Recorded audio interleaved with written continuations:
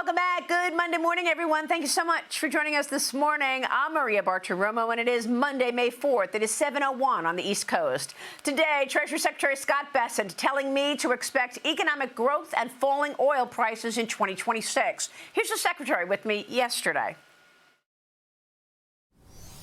Maria, 45% of filers during this tax season availed themselves of at least one of those programs. So we had record refunds, and because of the modernization at the IRS, if you filed electronically, we were able to get your refund out in 21 days. So the consumer's very strong.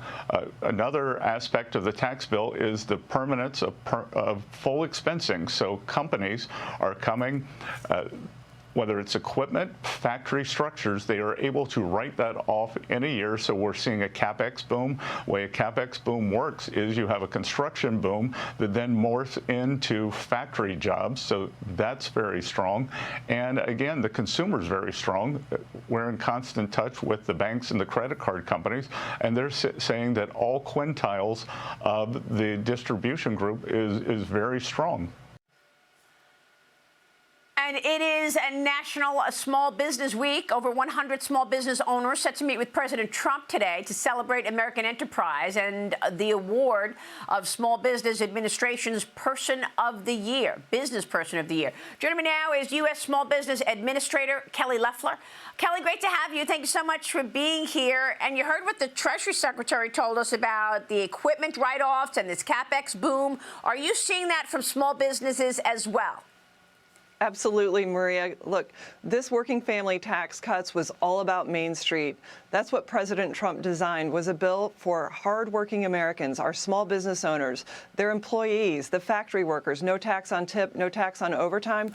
But what it meant to small business is that they now have the benefit of thousands of dollars of tax relief to reinvest in their business, to grow and hire. And we know that small businesses create most new jobs across America. We just had a blockbuster jobs report last month, 186,000 new jobs. That's what tax cuts do for hardworking small business owners. I see it every day. I travel across the country nonstop. Every small business owner, factory owner points at what building he built, the big, beautiful building, because of the tax cuts, or how many more workers they're going to hire because of that tax relief. That's what President Trump fought for and delivered in just his first year. And we're just starting to see the benefits of that. Well, that's true, because you have a long runway here. I like to say, look, all this investment into the data centers haven't even been built yet. There's so much to come, and I know you're feeling that, small and big business. So the SBA is partnering with the White House. Tell us about the events that are going on this week and what the president will talk about this morning on small business. Well, for the last more than 60 years, the president has kicked off National Small Business Week. They make up 99% of all businesses in this country, and in fact, they make up 98% of all manufacturers. So this Small Business Day at the White House is about President Trump celebrating the economic agenda that is driving a restoration on main streets across this country. Last night, we honored the National Small Business winner and winners from across 50 states, as well as our top veterans business winner, rural business, blue-collar business winners. And we see these are the hardworking men and women. They're the ingenuity, the risk-taking that they do. It's at the heart of American enterprise that really created this country's exceptionalism 250 years ago. In fact, our founders were small businessmen. And so we're really celebrating that spirit of entrepreneurship across this country all week. And this week, between myself and my deputy administrator, we'll be in 10 states making sure that the small businesses know that the Trump administration has their back.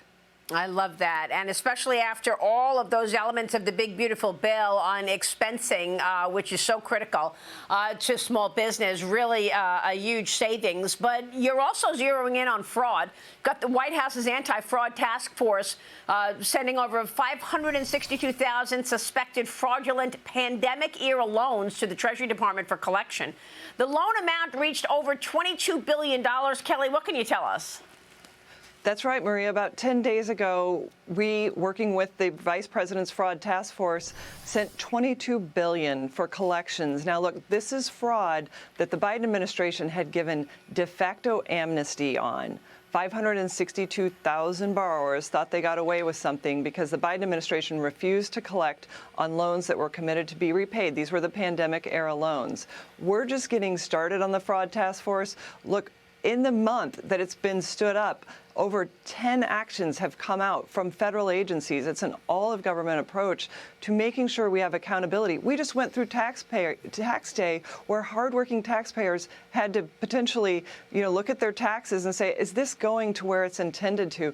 Under the Trump administration, we have a zero-tolerance policy for fraud. We are going to make sure there's accountability for fraudsters and that hardworking Americans' money is not wasted and it's kept in their pockets, not the pockets of fraudsters. Well, it's just unbelievable to me, Kelly. We talk all the time about the amount of debt that we face, $39 trillion in debt, and yet there's so much wasted money as a result of fraud over these years. How did this happen that nobody was paying attention to it in the prior administration? Well, you bring up a good point, Maria. It's not just fraud. It's waste and abuse, and this happens under federal oversight. Well, no more. Look, when I came into the agency, we were able to cut hundreds of millions of dollars of costs in the first year and then fix programs that were wasting billions of dollars. And so if you think about across the entire federal government, what's possible when you have people that care about being good stewards of taxpayer dollars, it's possible. Look, at the SBA, we didn't even ask for citizenship information or birth dates on loan applications. We do now, and we banned non-citizens from getting access. It's simple measures like this. And then we're also using AI to detect fraud and to prevent it. We've worked with Palantir to stand up a fraud detection program and ensure that our programs are run with integrity. And the great thing about the SBA, we're a zero-subsidy program. So I always like to say we're the most free enterprise agency, zero cost to dollars under these loan programs when run properly. Under the Biden administration, they were abused and used as a cookie jar and a handout for their pals, and no more. This is going to be run for the interest of the American people.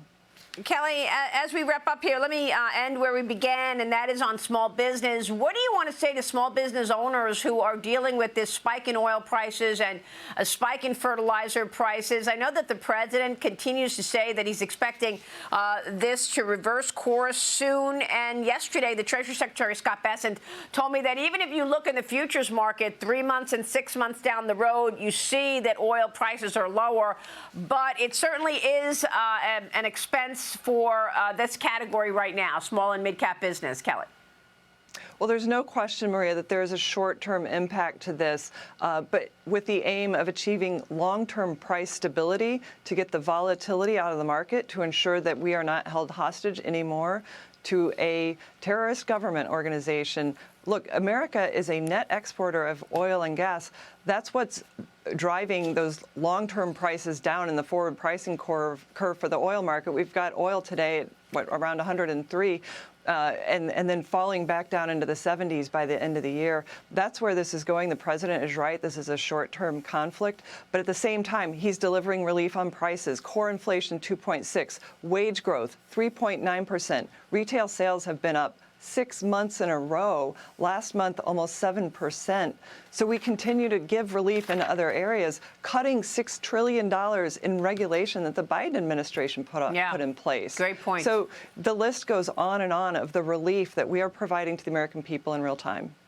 All right, Kelly, great to talk with you this morning. Thanks so much. We'll be watching all week, all of the events, and of course, we'll be highlighting American Enterprise for Small Business Week all week here on Fox Business. Thank you, Kelly. We'll see you soon. Kelly Loeffler, we'll be right back.